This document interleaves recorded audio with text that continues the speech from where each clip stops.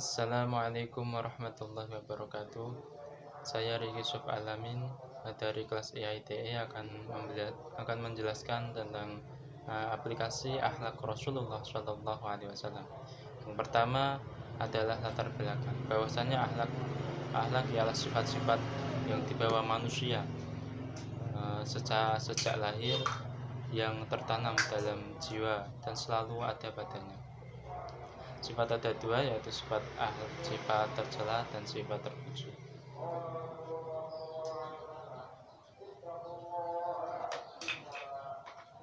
Yang B, pengertian akhlak dalam Islam.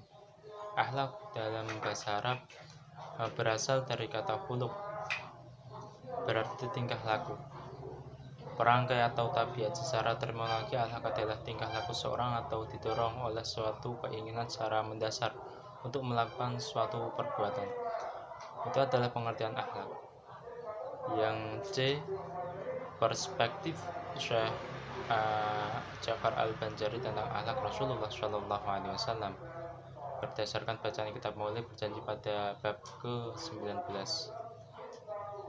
terdapat beberapa macam akhlak Rasulullah Shallallahu Alaihi Wasallam yang ditulis oleh Syekh Ja'far Al-Banjari tentang akhlak Rasulullah Shallallahu Alaihi Wasallam. Yang pertama adalah rendah hati. Dalam kitab Maulid Al-Barjanji pada bab ke-19 menjelaskan akhlak Rasulullah Shallallahu Alaihi Wasallam. Yang pertama adalah rendah hati.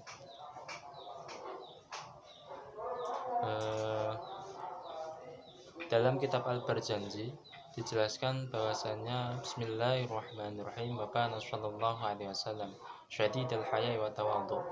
Itu adalah rendah hati. Yang kedua adalah mandiri.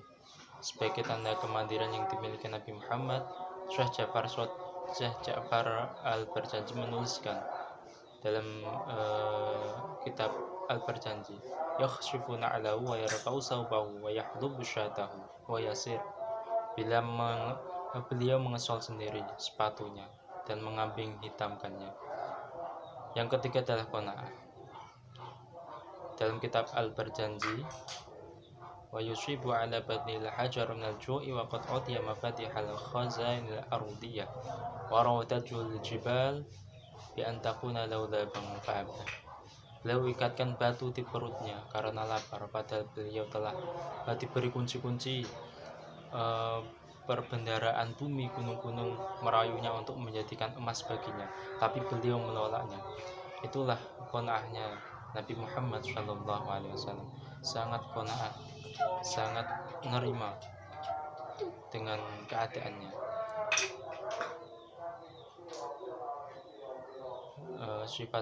Sifat-sifat Nabi Muhammad yang qanaah ini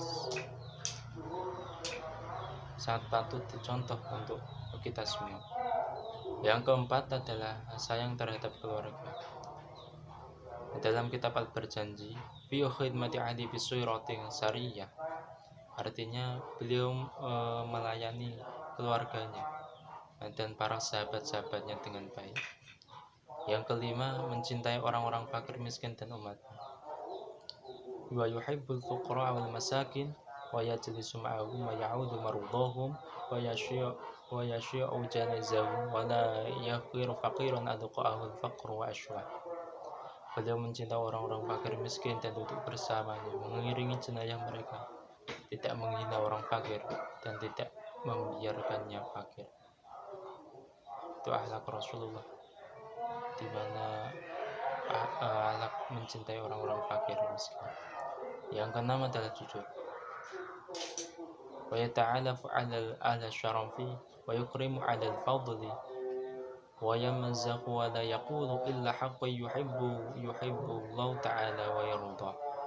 Beliau bergurau tetapi tidak mengatakan kecuali yang benar, yang disukai oleh Allah Subhanahu wa ta'ala. Beliau sangat jujur sehingga Allah mencintai baginda Nabi Muhammad Shallallahu Alaihi Wasallam.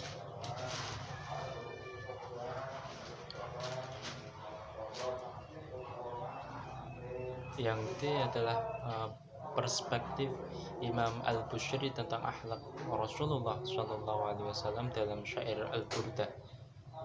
Pada syair Qasidah Burdah terdapat beberapa tulisan, beberapa syair-syair yang menerangkan tentang akhlak-akhlak Rasulullah SAW.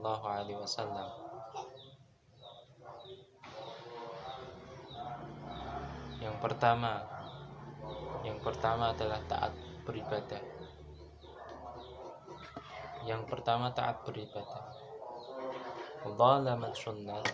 Dhalamat sunnata man ahyal dhalami ila an ishtaqat qadamahu dharra min waramin. Kutinggalkan sunnah Nabi yang selalu beribadah, menghidupkan gulita malam hingga telapak kaki beliau membengkak karena ibadah malam. Zuhud, yang kedua adalah zuhud. Dalam syair Al-Burdah zuhud memiliki arti meninggalkan segala sesuatu selain Allah karena mencintainya. Itu zuhud. Seorang yang zuhud seharusnya dia tidak terbelenggu dengan urusan-urusan dunia.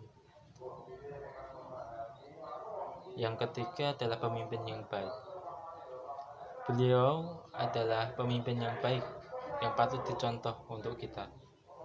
Nabi Muhammad SAW menjadi pemimpin yang baik dibuktikan dengan apa? Dibuktikan dengan peperangan-peperangan dahulu seperti peperangan Khandaq dan lain-lainnya. Beliau adalah pemimpin yang selalu membawa kemenangan bagi umat Islam. Terima kasih. Wassalamualaikum warahmatullahi wabarakatuh.